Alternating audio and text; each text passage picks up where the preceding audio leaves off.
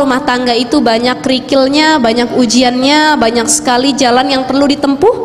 Kuncinya cuma dua, syukur dan sabar, saling pengertian antara keduanya. Ya, selanjutnya adalah kita semua manusia biasa. Kalau kita mencari kesempurnaan dalam diri pasangan kita, tentu dan pasti kita tidak akan temukan hal tersebut.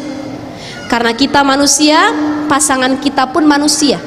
Bukan nabi yang tidak punya dosa sama sekali. Dia juga bukan Tuhan yang menciptakan manusia. Maka sesama manusia pasti tidak luput dari khata' wan nisyan, kesalahan maupun kelalaian. Kalau pasangan kita lalai, kita yang memperbaiki. Kalau pasangan kita salah, kita yang meluruskan. Kalau pasangan kita jauh dari Allah Subhanahu wa taala, itulah pentingnya wa tawassau bil haqqi wa tawassau bis sabri. Saling menasehati dalam kesabaran dan saling menasehati dalam kebaikan. Karena setiap manusia itu pasti butuh orang terdekat di sampingnya, dan mencari yang sempurna itu mustahil dan memang tidak akan didapati sama sekali. Kalau memang belum sempurna, bisa kita sempurnakan bersama. Kita mencari orang yang serba kelebihan dalam dirinya tidak akan kita dapati. Maka kalau kita melihat kekurangan dalam pasangan, harus kita lengkapi. Kalau sudah lengkap, makin dilengkapi lagi. Kalau kita yang kurang, kita minta dilengkapi oleh pasangan kita. Itulah sejatinya perjalanan rumah tangga yang penuh hiruk pikuk, dan semua orang pasti akan mengalaminya. Mudah-mudahan Allah kuatkan kita sebagai seorang istri, sebagai seorang ibu, sebagai pasangan yang baik, dan Allah jadikan kita istri solihah yang kelak mendapat ridho dari pasangan kita, serta mendapat ridho dan syurganya Allah Subhanahu wa ta'ala.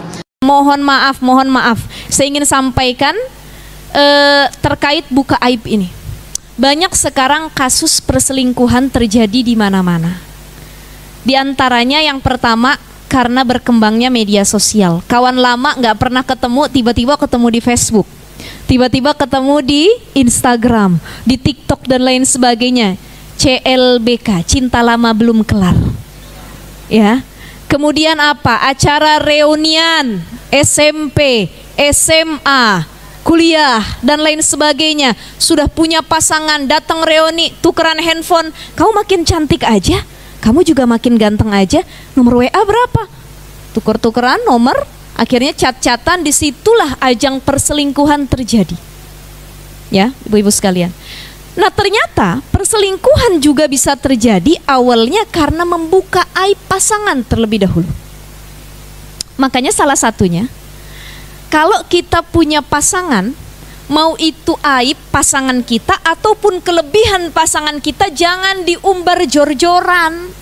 Contoh, ibu punya laki ganteng, kalah Lemin Ho Song Joong Ki apa semua kalah. Paling ganteng suami ibu. Ya. Punya suami ganteng, tiap hari diupload di WA, dibikin status, makanan kesukaan suami saya adalah jengkol dan sayur kangkung.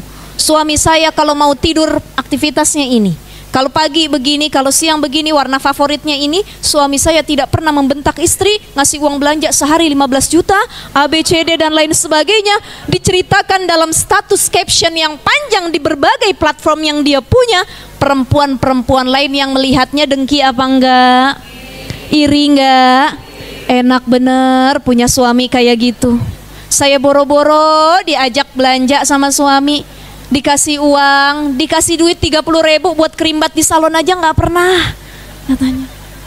Akhirnya timbul iri dengki terhadap caption, status, postingan orang lain, ada rasa untuk memiliki. Makanya banyak kasus perselingkuhan, selingkuhannya adalah teman sendiri. Karena apa? Kita jor-joran posting di publik kelebihan pasangan. Ini susah-susah gampang memang menjaga aib orang lain. Maka ibu-ibu sekalian yang dimuliakan oleh Allah Subhanahu wa ta'ala, mulailah dari menjaga aib diri sendiri. Kalau kita sudah mampu menjaga aib diri sendiri, kita akan lebih mudah menjaga aib orang lain. Zaman sekarang gara-gara media sosial, orang hobi ngumbar aibnya, ngumbar masa lalunya. Ada itu bu di TikTok. Sekarang lagi rame, Dia bikin berslide-slide, cerita dari mulai kawin sampai cerai sampai kawin lagi, diceritain semua. Ada. Dari mulai dia bertobat, dia hijrah, sampai dia nakal lagi, ada. Ini membuka aibnya sendiri di media sosial banyak. Dia nggak malu, nggak, malah senang biar viral. Jadi orang zaman sekarang yang dikejar viral, betul nggak? FYP, terserah dah mau gimana pun, yang penting buka aib. Lagi rame sekarang perseteruan artis sama mantan suaminya, buka aib, nggak usah disebut merek. Apal bener ibu. Ya bu ya, betul ya, lagi rame ya. Buka aib yang sebenarnya rumah tangganya udah lama, pernikahannya sudah lama, tapi saling membuka aibnya masing-masing. Sampai masalah ranjang, masalah yang seharusnya nggak diketahui, tapi akhirnya diketahui oleh publik. Nih, dosa, haram. Kita berangkat dari kisah dulu di zaman Khalifah Utsman bin Affan. Ada perempuan, dia hamil cuma 6 bulan. Ketika itu pengen dirajam, dikasih hukuman sama Utsman bin Affan. Kemudian dihadang oleh Ali bin Abi Thalib.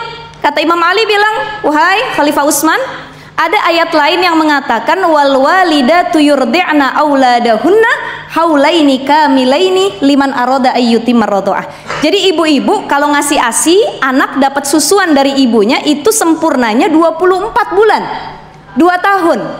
Dan di sini dalam ayat ini disebutkan wa hamluhu wa fisaluhu minar radha salasuna syahran, 30 bulan, berarti jumlah total mengandung menyusui itu 30 bulan.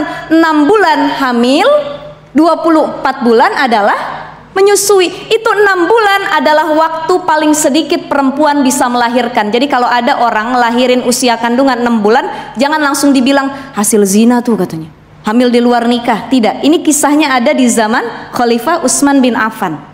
Ya, nah kalau misalkan dia lahir 6 bulan, berarti anaknya sempurna 24 bulan asinya. Kalau dia lahir 7 bulan, berarti 23 bulan.